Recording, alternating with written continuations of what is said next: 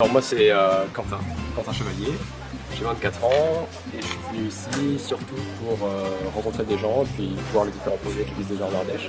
Je m'appelle Anna déjà, j'ai 30 ans, j'habite en Ardèche depuis quelques mois et mon idée c'est de me créer un réseau sur l'Ardèche du Sud pour pouvoir m'inspirer des activités alternatives qu'il y a sur le département. Alors je m'appelle Lila, j'ai 24 ans et ici je suis venue voir un peu ce qui se faisait en Ardèche en économie sociale et solidaire parce que moi j'aimerais bien m'installer ici avec mon copain et on voulait voir un peu l'étendue de ce qui est déjà possible et ce qui s'est fait ici.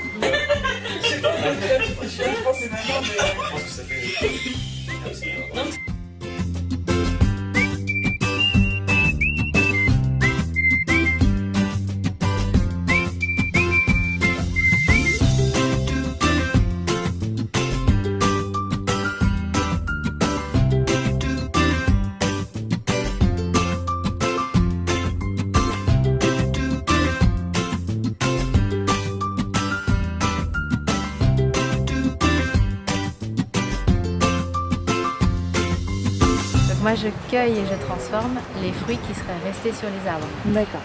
Parce qu'ici, donc l'activité ferme auberge, chambre d'hôte, gîte d'étape, c'était une activité plus commerciale et on a voulu donc plus s'orienter vers un côté agricole avec la reprise d'une autre exploitation plus haut de jus de pomme, d'arboriculture. Voilà, donc on travaille que avec des farines bio, variétés anciennes. On a un meunier aussi, un paysan meunier qui nous fait une farine, mais bon, comme on fait quand même beaucoup de pain, on fait...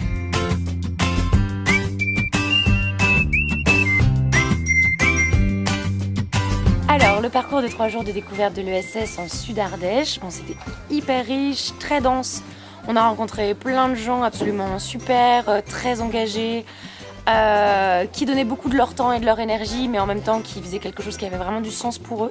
Donc c'était très inspirant. Donc je suis très satisfaite de cette formation ESS, qui a duré 3 jours et qui nous a permis de rencontrer différents acteurs du territoire. Et c'était vraiment bien de voir que il y a des initiatives qui fonctionnent et qui se montent. C'est hyper dynamique, c'est très dur parce que c'est des métiers de passion, donc ça demande beaucoup de temps. On ne gagne pas forcément l'argent qu'il faut, mais à la fois justement on fait vivre un territoire.